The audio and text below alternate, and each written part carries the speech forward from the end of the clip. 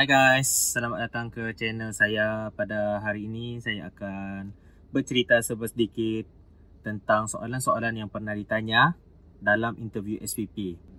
Seperti yang kamu baca pada tajuk video ni, sebenarnya soalan-soalan ni adalah soalan yang ditanya untuk interview SPP pada tahun lepas bagi batch saya. Kisah dia macam ni sebenarnya. Interview SPP ni sebenarnya dia ada berperingkat. Dia dijalankan secara berperingkat. Dia bukanlah serentak satu Malaysia. Kalau macam batch saya sendiri beribu-ribu kan. Mustahil lah dia laksanakan serentak satu Malaysia. Jadi dia laksanakan secara berperingkat. Mula-mula di zon Sabah, kemudian zon Semenanjung. Zon Semenanjung tu dia bahagi lagi. Mula-mula zon tengah dulu, lepas zon utara, zon Pantai Timur, zon selatan. Adakah zon selatan? Saya tidak pastilah. Dan last kali adalah saya, iaitu zon Sarawak. Jadi sebenarnya saya ni nervous sikit lah dulu tu nervous lah kan. Siapa tidak nervous kan? Mau interview yang macam menentukan masa depan kita macam mana kan. Jadi saya rasa saya perlu buat persediaan yang lebih sikit lah. Sebab saya ni bukanlah jenis yang dikurniakan otak yang genius. Jadi kebetulan kawan-kawan saya sendiri, walaupun tidak kenal, kamu adalah kawan saya. Rakan-rakan batchmate saya tu sendiri, kami ada sebuah grup Telegram di mana selepas setiap kali diorang habis sesi interview, mereka akan terus post ataupun ceritakan serba sedikit secara ringkas apa soalan-soalan yang ditanya. Jadi sebenarnya soalan ni dia setiap interview tidak sama, tapi kita boleh tengok sebenarnya dia ada corak ataupun pattern yang mana panel-panel akan tanya. Jadi saya ada catat sebenarnya sebagai rujukan saya lah, mau study apa sebelum interview kan. Kebetulan jadi sesi yang terakhir ni, peringkat yang terakhir ni kan. Jadi di sini saya akan berkongsi dengan anda apa yang saya tulis dulu. So, jom.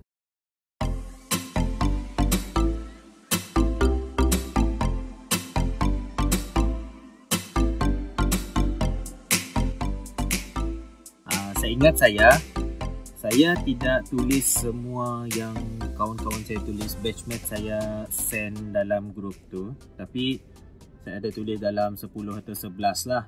Jadi get ready lah kan. Baiklah, untuk interview yang pertama, yang ni di Putrajaya. Putrajaya bagi option tester. Soalan dia pun dalam bahasa Inggeris. Okay. Dia tanya, soalan pertama, why do you wear blazer? Kenapa kau pakai blazer? Sebab apa? Pakaian formal ataupun protokol interview. Kemudian dia tanya tentang surat perkeliling dan tata tertib IPGM dan Akta. Kau jawablah tu. Kemudian dia tanya, what does it mean DG? Kan kamu interview ni, kita interview adalah interview pegawai perkhidmatan pendidikan DG41. DG tu apa? Kemudian dia tanya juga, how are you going to plan for your career pathway? Macam mana kau plan kau punya career selepas ni? Kau mau sambung master, terpulang lah kau mau reka cerita, yang penting kau punya bahasa, kau punya gorengan tu nampak sedap didengar, cukup lah, nampak logik. Next, dia tanya, what is guru cemerlang? How can you become guru cemerlang? And then, what is the formal procedure and assessment to apply for guru cemerlang? Okay, pasal guru cemerlang ni sebenarnya saya pernah ada angan-angan lah mau capai guru cemerlang tu. Dan saya pernah ternampak perkongsian daripada sebuah blog, Cikgu Hailmi, alumni daripada alumnus kan, daripada IPG saya sendiri. Beliau berkongsi macam mana prosedur untuk menjadi guru cemerlang tu. Jadi kamu boleh search lah guru cemerlang Cikgu Hailmi, Hailmi. If you plan to go overseas to travel, what is the first thing you need to do? Minta izin dulu, tulis surat si borang nak keluar negara tu. How many days of MC you can take based on surat perkeliling? Cari surat perkeliling tu. And public or private hospital you get your MC. Kemudian, what is the book you just read recently? The author and its gist, not including newspaper and magazine. Geng TESOL get idea Macam payah ni soalan ni. And then differences between pedagogy and andragogy. Next, 5 sentences to say anything. What is the code for lecturers? How far can you accept to be posted to? Jawapan klise, saya sanggup dipostingkan pergi mana-mana. What is PPP? Why DG41? Kenapa DG41 bukan DG142? Next, ni di Semenanjung juga, matematik. Mula-mula perkenalkan diri, kenapa boleh minat jadi cikgu. Okay, dia suruh explain tentang pendekatan kebat dalam matematik lah kot. Dan penerapan nilai dalam matematik. Okay, itu sahaja. Perlu diingatkan, sebenarnya setiap temuduga ni tidak sama sebenarnya. Soalan-soalan dia pun tidak sama. Ada yang pendek, ada yang soalan merepek, ada yang soalan yang berjela-jela panjang, ada yang soalan yang payah, soalan yang senang, soalan yang boleh digoreng. So, kita bergerak kepada next pula, iaitu yang ni di Semenanjung juga. Dia tanya tentang PBD, pandangan anda tentang cara kita nak taksir pelajar. Belajar tentang PBD, macam mana kita nak taksir pelajar dalam PBD itu sendiri. Kemudian pembelajaran terbeza, pandangan anda tentang cara nak nilai budak berbeza tahap. Kemudian kita ada soalan pasal flip classroom, pandangan tentang kebaikannya kepada murid. Ekoran TIMSS dan TISA, macam mana nak ubah PDPC Sains daripada konten yang lebih bermakna seperti Finland yang buat cara modular teaching. Next, masih lagi di Semenanjung. Mula-mula perkenalkan diri. Yang ni BM. Cerita kelemahan diri. Jangan banyak sangat kelemahan tu. Kemudian khusus transformasi minda untuk pengesahan jawatan. Mungkin bagi tahu pendapat ataupun apa. Kalau clash dengan event lain yang penting seperti adik kahwin, apa tindakan anda? Pergi kursus atau pergi kenduri kahwin? Aku pergi kursus. Kalau kau nak pergi kenduri kahwin, dipersilakan. Kemudian dia tanya tentang konten. Konten ni apa yang kita belajar tentang option kita tu, tata bahasa. Setiap seorang kena beri maksud dan contoh tata bahasa apa yang dia minta. Jenis ayat, ayat majmuk, ayat songsang dan sebagainya. Kemudian dia sentuh tentang contoh unit di bawah HAM, bimbingan konseling, disiplin. Dan jika anda seorang guru disiplin, apa tindakan anda jika murid buat masalah disiplin? Contohnya penting.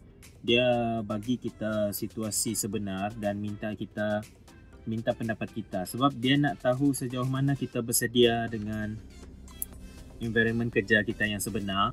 Next, masih lagi di Semenanjung, yang ni option science. Kenalkan diri, kenapa nak jadi cikgu. Macam mana nak buat JSU Science yang betul. Kemudian beza PBD, PBS dan pentaksiran sekolah. Macam mana nak buat kelab sains menarik. Next, masih di Semenanjung. How to connect PIBG with school. Macam mana nak hubungkan PIBG dengan sekolah, buat aktiviti macam mana. Let's say your salary is 2,500 ringgit Malaysia. Pengurusan keuangan yang baik. Yang ni ilmu keuangan pun kamu perlu belajar sedikit demi sedikit. Sebab saya rasa benda ni penting lah sebagai fresh graduate kan. Kemudian apa tu ASEAN? Berapa negara fungsi ASEAN? Panel seterusnya, panel guru cemerlang. Dia tanya tentang golongan kata, pola ayat, jenis ayat. Okay, next. Ni pendidikan pemulihan di zon selatan. Kenalkan diri, dia sebut dia nak umur, nama, CGPA dan sebagainya. Lepas tu dia tanya kenapa nak jadi cikgu. Yang ni boleh cek lah jawapan-jawapan klise yang lain, jawapan-jawapan biasa. Kenapa terima tawaran pendidikan pemulihan? Kenapa? Apa anda faham pasal integriti? Kemudian tentang pengetahuan am. Nama Perdana Menteri, tahun tragedi 13 Mei, tahun Singapura keluar Malaysia, tahun ASEAN ditubuhkan. ASEAN lagi, tadi ASEAN juga. Itu sesi lain. Kemudian tahun British masuk Melaka, tahun British jajah Malaya. Ini pemulihan ke sejarah ni. Seterusnya, panel daripada meja kita. Apa inovasi awak dalam bidang pemulihan ni? Ceritakan. Itu je. Next, pendidikan Islam. Panel pertama dari SPP. Kenalkan diri. Kemudian penerapan PAK 21 tanpa ICT. Macam mana guru nak buat? PAK 21 kan ada macam-macam teknik tu kan. Kan kita boleh buat tanpa ICT semua tu. Kemudian panel pakar bidang. Situasi. Dia bagi situasi. Budak protes sebab markah dia lebih rendah dari murid lain. Macam mana guru nak tangani? Nasihat-nasihat dan habis. Total 2 jam lebih. 2 jam lebih. Kemudian yang ni sejarah. Panel SPP. Dia suruh perkenalkan diri, aspirasi murid dalam PPPM. Kemudian ciri guru yang berkesan. Kemudian daripada guru cemerlang, sejarah. Dia tanya tentang prinsip rukun negara, bila wujud rukun negara dan sebab wujud turut ditanya. Unsur struktur dalam sejarah. Kemudian peranan PIBG bantu persatuan sejarah, PIBG lagi. Kemudian kepentingan elemen civic dan kewarganegaraan dalam mata pelajaran sejarah. Sebab sumber lisan dipertikaikan, apa itu zaman prasejarah dan bila wujud sistem tulisan. Bila wujud sistem tulisan. Okey, yang ni daripada Sarawak, option PJ rasanya. Perkenalkan diri, jawatan di pohon, SPP anda siapa? Anda siapa SPP? Ketua jabatan di sekolah, of course lah GB kan. Aspirasi murid lagi.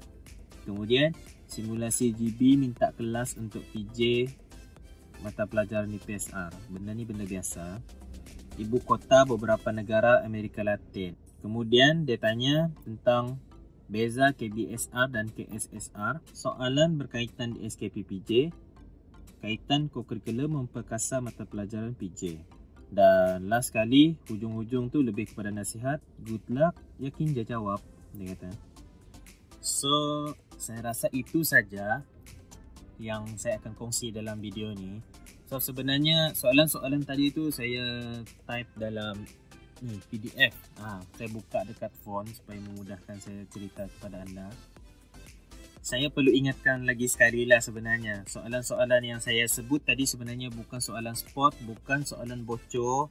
Tapi sebagai panduan kepada kamu. Kalau kamu perhatikan, bagi setiap sesi yang saya sebut tadi tu kan, bagi setiap interview tu, pada awal-awal tu adalah panel daripada SPP dan pada hujung-hujung setiap sesi tu adalah panel daripada meja kamu ataupun pakar bidang kamu. Kalau kamu perhatikan, panel pertama dia banyak tanya tentang bidang pendidikan, pengetahuan am, pengetahuan kamu, dan panel kedua dia banyak tanya tentang bidang kamu sendiri, konten, isi ataupun apa yang kamu akan belajar nanti. So, saya harap video ni sedikit sebanyak dapat membantu kamu memberi sedikit gambaran macam mana soalan-soalan tu ditanya.